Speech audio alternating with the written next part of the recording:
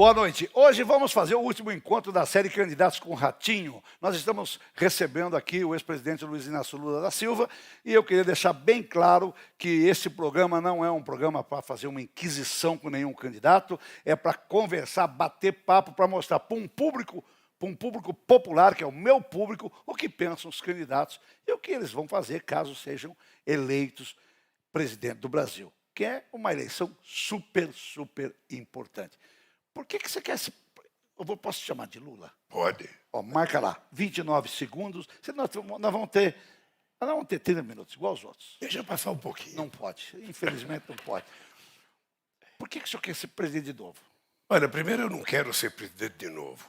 As circunstâncias políticas fez com que um conjunto de pessoas da sociedade brasileira, meu partido e mais 10 partidos que nos apoiam, me escolheram para ser o candidato, porque pela experiência acumulada, pela capacidade da construção da aliança que nós tivemos, inclusive trazendo o Alckmin para ser o meu candidato a vice, o Alckmin que foi meu opositor em 2006. Aliás, eu ia te perguntar isso, o camarada que mais xingou em campanha política foi o Alckmin, agora é teu vice. Olha, deixa eu falar uma coisa, eu aprendi na política de que você não pode ficar fazendo política com o fígado.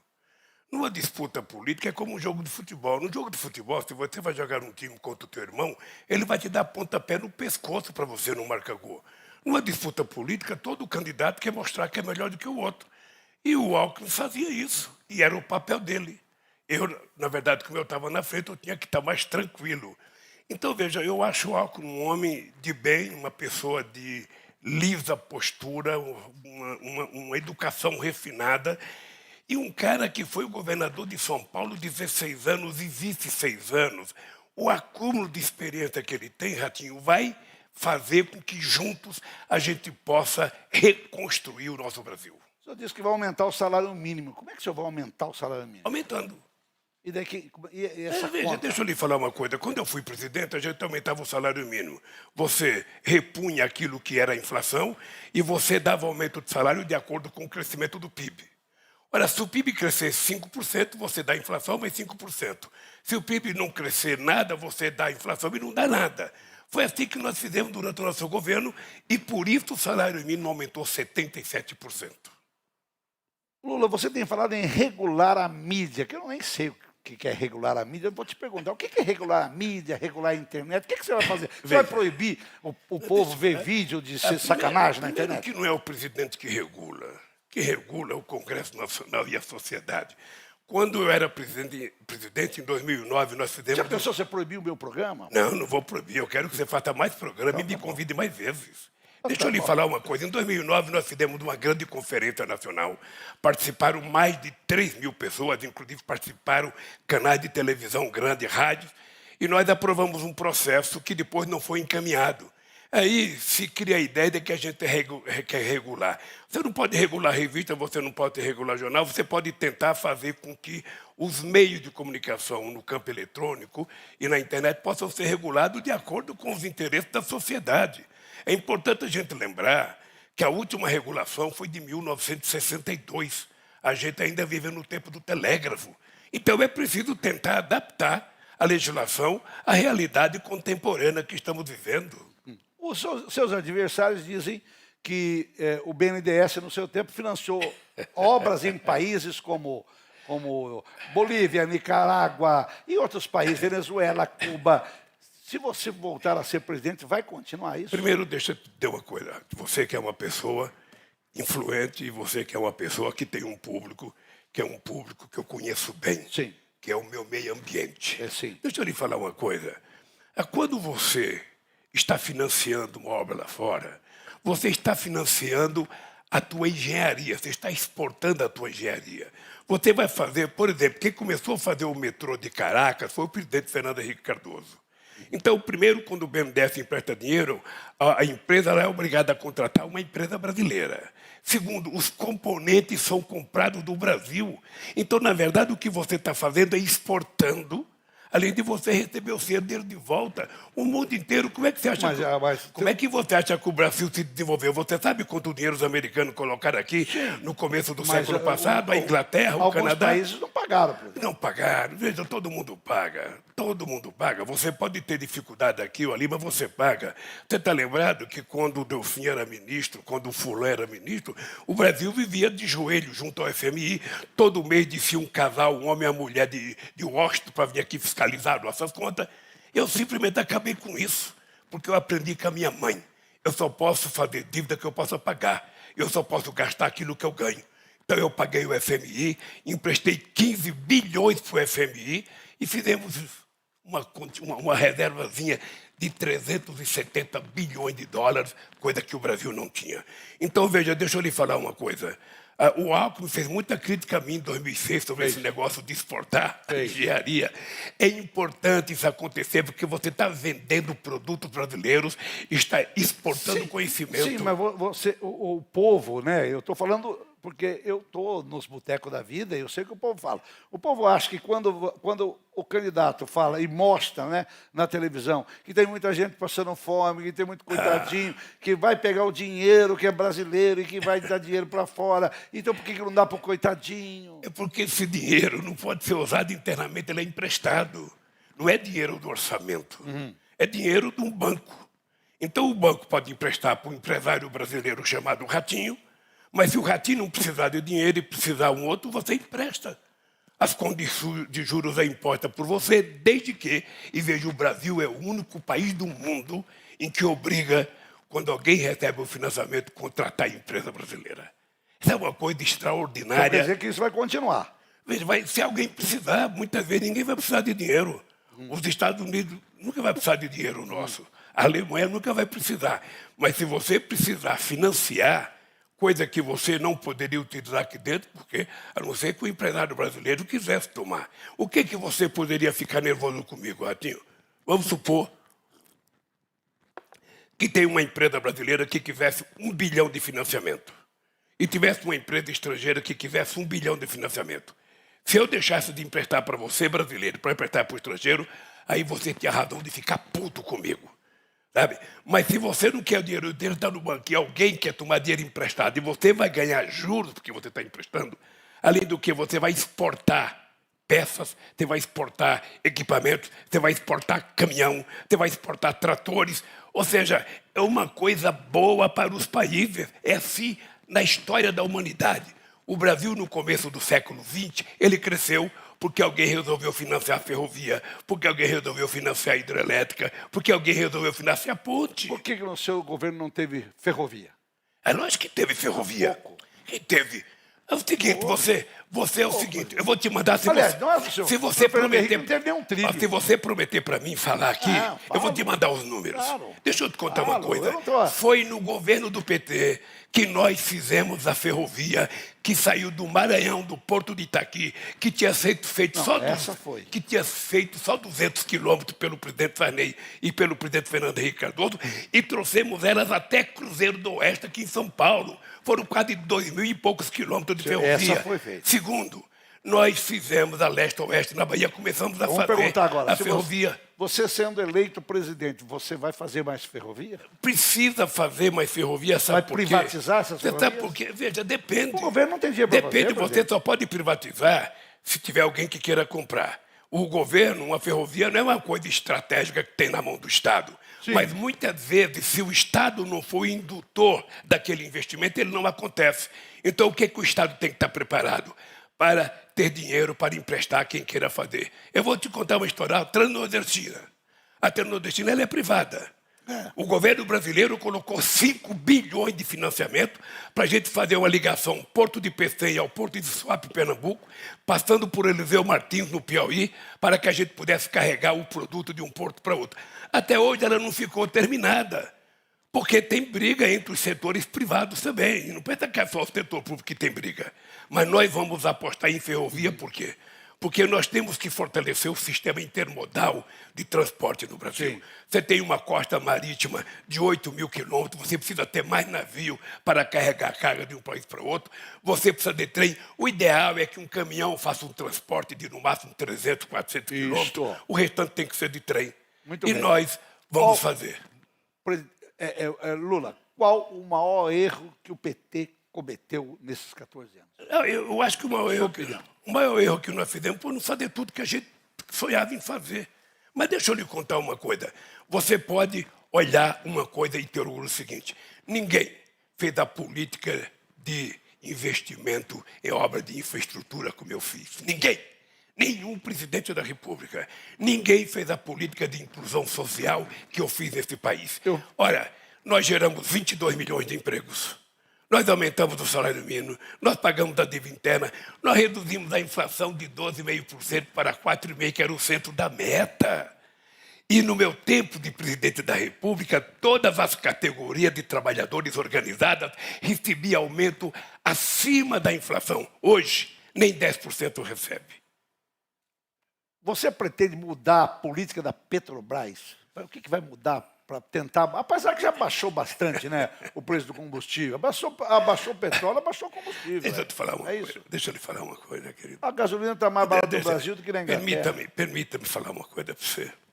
O que a gente não pode é viver com base em mentiras. Quando nós descobrimos o pré-sal, a gente achava que o Brasil tinha que ser o exportador de derivados de petróleo, não exportador de óleo cru. Por isso é que a gente queria fazer a refinaria no Ceará, no Maranhão, em Pernambuco, fizemos a de querosene no Maranhão, ou seja, e fizemos o polo petroquímico em Itaboraí, no Rio de Janeiro, que ficou parado com 85% da obra acabada. Era 14 indústrias químicas lá dentro. Simplesmente parou, porque o Brasil queria exportar derivado. Por isso que a gente criou que 75% do royalty do petróleo e do pré-sal era para investir em educação, ciência e tecnologia e saúde. Por que não foi feito? Não foi feito, meu caro, porque deram um golpe na Dilma e porque desmancharam tudo. Você está lembrado? Eu vou te contar uma história. Acha que a Dilma foi golpe? Você é um homem inteligente. Foi golpe. Porque inventaram uma mentira contra ela. Deixa eu lhe contar uma história. Veja... Mas com toda essa imprensa supostamente inteligente que nós temos, todo mundo ficou contra, de repente. Muito inteligente. Deixa eu lhe contar uma coisa. Nunca na vida você poderia caçar uma presidente da República porque ela fez um acerto de contas que eles colocaram o apelido de pedalada. Fernando Henrique Cardoso fez, eu fiz e todos os presidentes fizeram.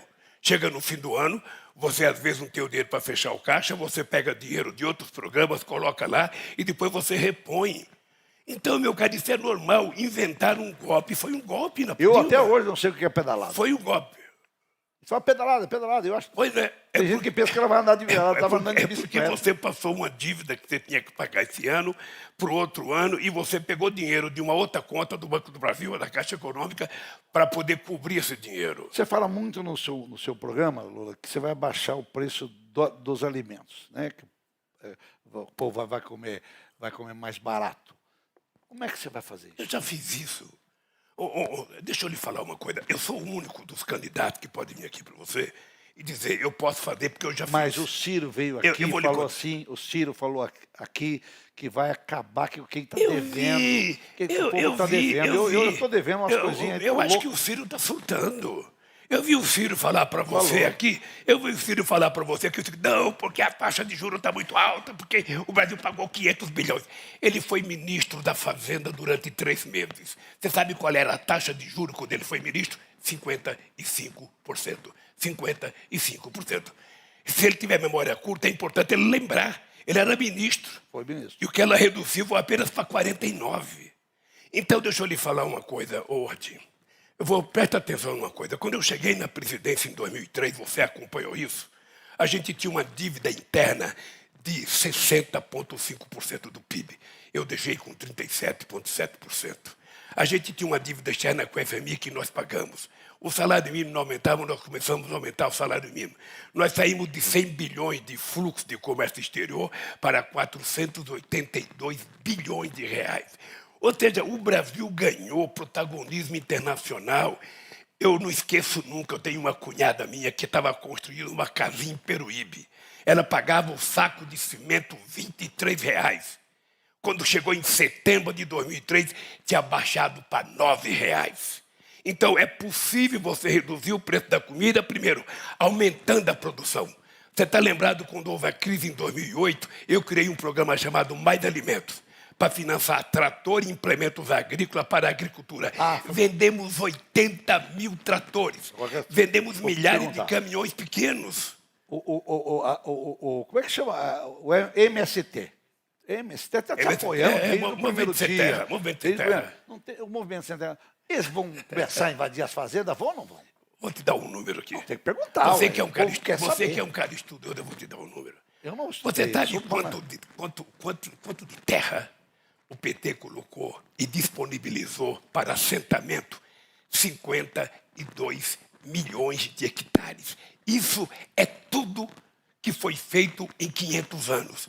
Assentamos quase 700 mil famílias. E hoje os sem terra estão noutra. Os sem terra hoje estão produzindo, organizando cooperativas e já viraram o maior produtor de arroz orgânico da América do Sul. Você virando presidente, você não acha que Não, você sentia vontade para invadir? Deixa ele falar uma coisa para você. Me dá 2 terras produtivas que os sem terra invadiram. Sabe o que acontecia, na verdade? Os sem terra invadiam uma área. Quem media se era produtivo ou não, não era eles, era o governo através do INCRA. E quem pagava era o INCRA.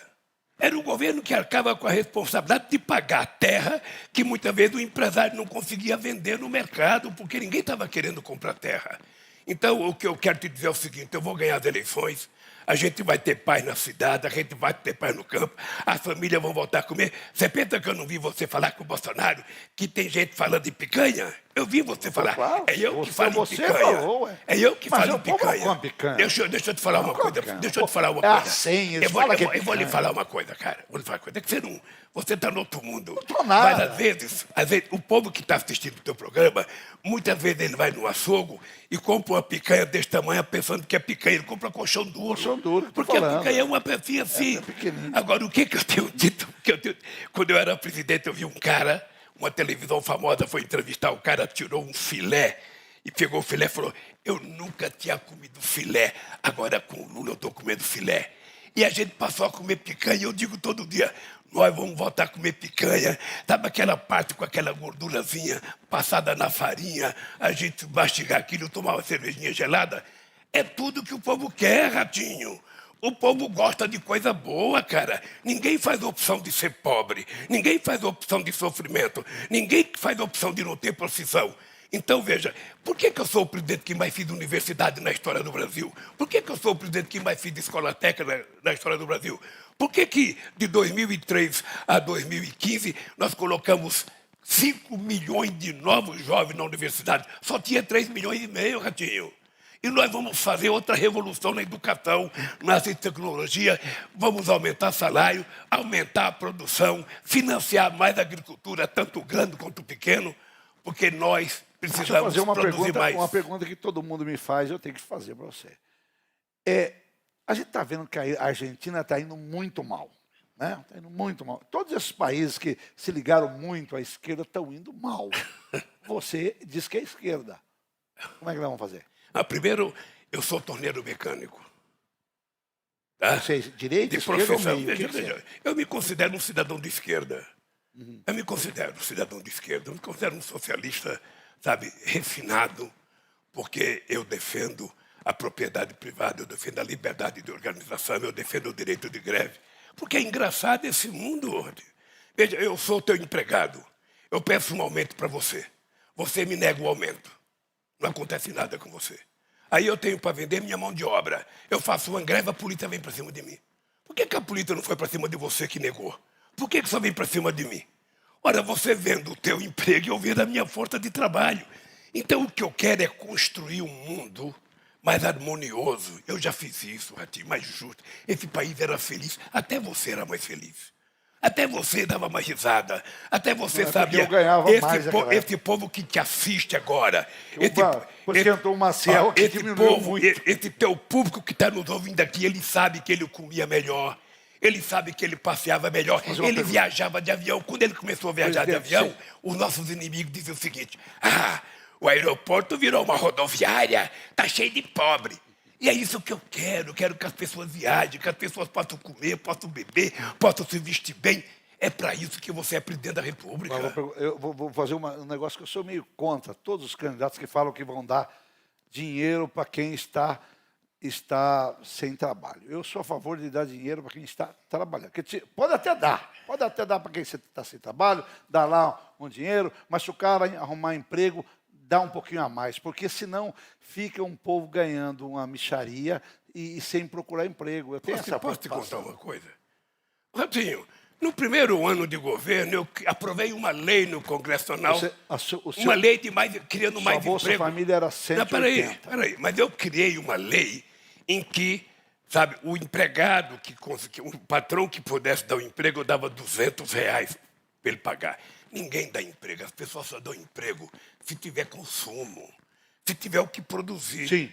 Então, veja, por que eu fiz o Bolsa Família? Porque você tinha uma parcela da sociedade que estava abaixo da linha da pobreza. Foi um bom programa. Mas não foi o Bolsa Família que resolveu o problema, Sim, não. mas eu acho que o Bolsa Família... Pois é. Você toma o Bolsa Família quando o cara arruma um emprego ruim. Mas o que resolveu a situação no Brasil foi o salário mínimo aumentar todo ano, foi a gente fazer política de financiamento. Nós saímos de 5 bilhões de reais da agricultura familiar para 30 milhões. Sim.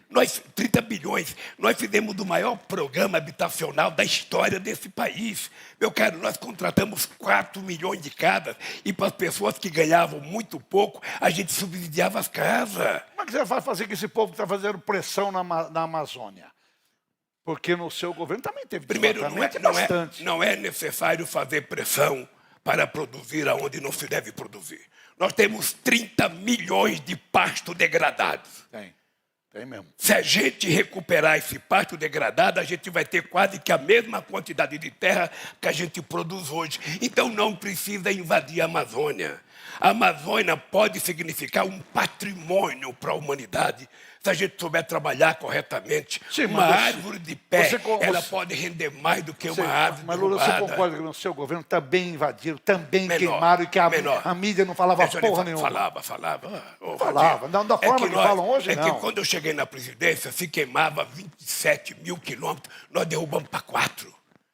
Nós fomos na COP15 de 2009, o encontro ambiental que houve para discutir clima em Copenhague, e nós assumimos o compromisso em lei de derrubar o desmatamento em 90% e 80% e cumprimos. E, mais ainda, nós aprovamos reduzir a emissão de gás de efeito estufa em 36,9% e nós cumprimos. Deixa eu te contar uma coisa, Ratinho. Você é novo. Você vai viver ainda uns 50 anos. Deixa eu lhe falar uma coisa. Deixa eu lhe falar uma coisa. Estou chamando de presidente porque eu estava acostumado a chamar. Deixa eu lhe falar uma coisa. A força que esse país tem na questão do clima é tão poderosa que a gente pode fazer da preservação dos nossos biomas uma forma de enriquecimento do Brasil. A gente ter uma agricultura de baixo carbono é uma riqueza para o Brasil, ninguém precisa poluir. Você não precisa criar gado em milhares de hectares, você pode criar uma parte do seu gado confinado. Pode até colocar uma musiquinha como o japonês coloca uma sinfonia de Beethoven, para você comer aquela picanha de 1.200 quilos que o Bolsonaro comeu lá no palácio dele. Você pode, mas não precisa derrubar. Não precisa plantar soja no Pantanal, não precisa plantar cana no Pantanal, não precisa, sabe? Esse país pode ser melhor cuidado, cara. E sabe de uma coisa? A gente não tem que ficar xingando, a gente tem que chamar os prefeitos da cidade e conversar com os prefeitos. Muitos governadores que vão ganhar a eleição não estão do teu lado. Como é que você vai fazer para chamar todo mundo para o tapa de novo? Ninguém sabe conversar com um governador como eu. Eu converso com todo mundo, eu não quero saber a que partido a pessoa é. Se você fosse candidato... E eu tenho jeito de candidato. Se você fosse candidato, eu iria conversar com você com o mesmo respeito que eu converso com alguém do PT. Sabe o que acontece? Eu respeito as pessoas, não é a pessoa individual, não é o cidadão ou o governador. Então, para mim, não tem nenhum problema me reunir com prefeitos e governadores e vou fazer, há um compromisso que eu vou fazer. Se eu ganhar as eleições, Na primeira semana, eu vou chamar os 27 governadores para a gente repactuar o ente federativo e para que a gente possa ver em cada estado as 3 principais obras que cada estado tem para a gente compartilhar a construção dessas estradas. É isso que eu vou fazer. Eu quero paz e amor. O Lulia Paz e Amor voltou com força total. Eu quero fazer uma pergunta muito pessoal. Quando você está fazendo aquelas... Eu posso falar o que eu quiser com o Lula, porque eu me dou muito bem com o Lula há muitos anos, né? Politicamente, às vezes a gente está de um lado ou está do outro, mas sempre nos demos muito bem. Mas entrevistei todos os candidatos a presidentes aqui, entrevistei todos os presidentes, desde Fernando Henrique para cá, todos. Inclusive a Dilma, que não gostava de dar... Aliás, eu vou lhe contar uma história que você não sabe. Você foi na Granja do Torto, levou o Bruno e Marrone para comer, e por conta daquilo eu tive entrevista com o Jô Soares, ele brigou comigo, porque você chegou primeiro, sabe? E nunca mais me convidou para o programa dele, coitado. Eu quero saber uma coisa, Lula. Aquela garrafinha, é água que tem lá? Ou tem uma cachaçinha? Qual garrafinha? Aquela que você faz o comício, que eu vejo você tomando. Não, aquilo é água. Tem certeza? É água. Se você quiser uma cachaçinha, não, tem. Deixa eu contar, eu estou com a garganta. Eu sei. Estou fazendo tratamento com fonoaudióloga, porque eu estou fazendo muito comício, a minha voz está ficando... Hoje ela está boa, mas eu gosto de uma cachaçinha. Sim, eu ia perguntar assim, porque... Nós já tomamos junto na sua casa, lá no Alto da Lapa, onde eu comi a melhor rabada. Muito bem. Olha aqui, você vai... eu vou fazer uma pergunta que eu acho que o povo quer saber. Casa. Nós vamos fazer casa popular? Vamos. Nós vamos retomar o programa Minha Vida. Você sabe por quê? O Bolsonaro acabou com Minha Casa Minha Vida e criou a Casa Verde e Amarela. É a mesma coisa. Mas não construiu porra nenhuma. O cara só falou... Mas ele pegou uma pandemia. Mas veja, deixa eu lhe falar. Eu vi você falar com ele sobre isso. Deixa eu lhe falar uma coisa. Não é brincadeira. Deixa eu lhe falar uma coisa. Eu quero construir casa para o povo pintar do jeito que ele quiser. Verde, amarela, azul, branca, vermelha. Até vermelho eu quero que o povo pinte. Sabe? Você constrói a casa e deixa o cara pintar do jeito que quer inventar. Carteira verde e amarela. Casa verde e amarela. Porra, a casa não deixar o povo escolher a cor, pelo menos o direito de escolher a cor, cara. Não, mas então, a casa verde amarela vem com a cor verde amarela? Deixa eu lhe falar uma história. Eu nunca disse que o Bolsonaro era responsável pela pandemia. A pandemia foi um fenômeno da natureza. Sim. Foi uma revolta da natureza contra o desmancho que nós, seres humanos, estamos tendo com relação ao planeta. O que o Bolsonaro cometeu de errado? O Bolsonaro... você sabe que ele é meio ignorantão.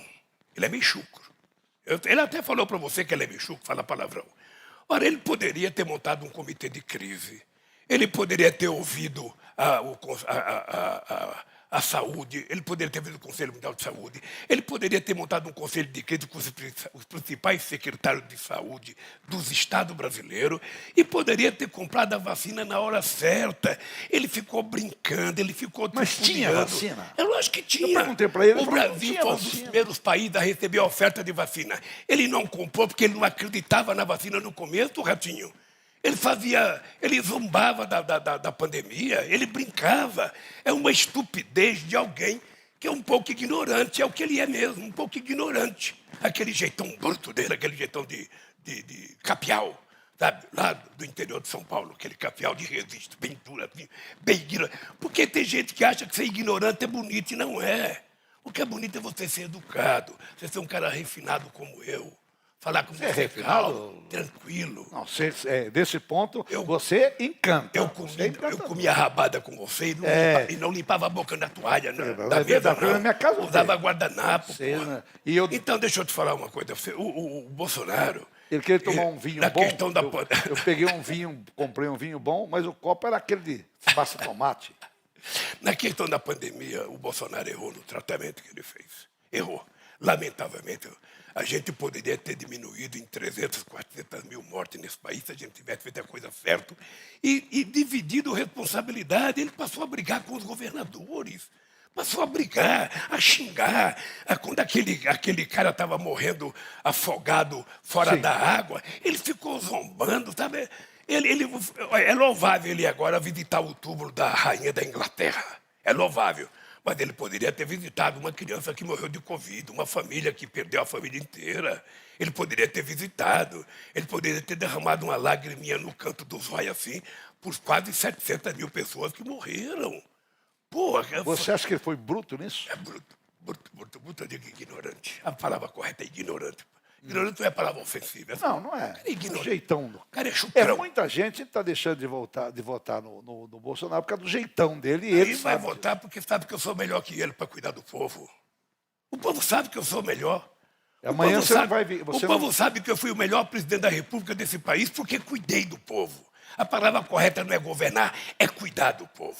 Olha, eu quero deixar bem claro para todo mundo que está nos assistindo aqui que eu tratei todos os candidatos da mesma forma, que é isso que a lei me permite. Eu não tenho que ficar puxando o saco de candidato e não tenho que bater em candidato nenhum. Não é minha obrigação. Nem puxar o saco, nem bater. Mas mostrar o que o candidato vai fazer Eu quero, caso seja prestar, eu eleito. quero prestar o meu testemunho.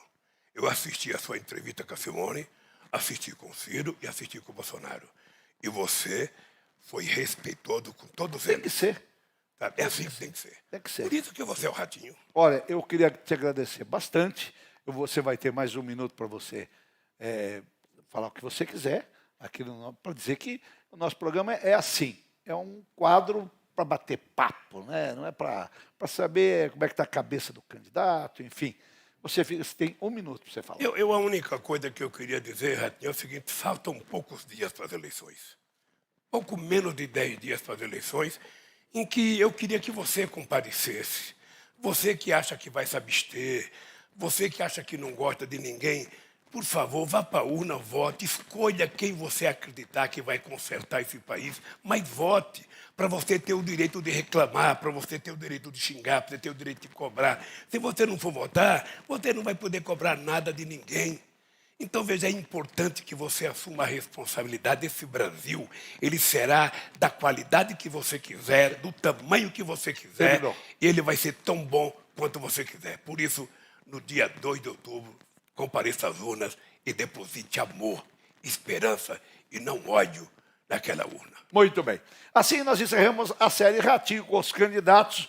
E muito obrigado a você. Desculpe por ter incomodado nesse horário depois do jornal. E a gente volta com o nosso programa ao normal. Um abraço, gente. Obrigado, presidente. Um abraço, querido.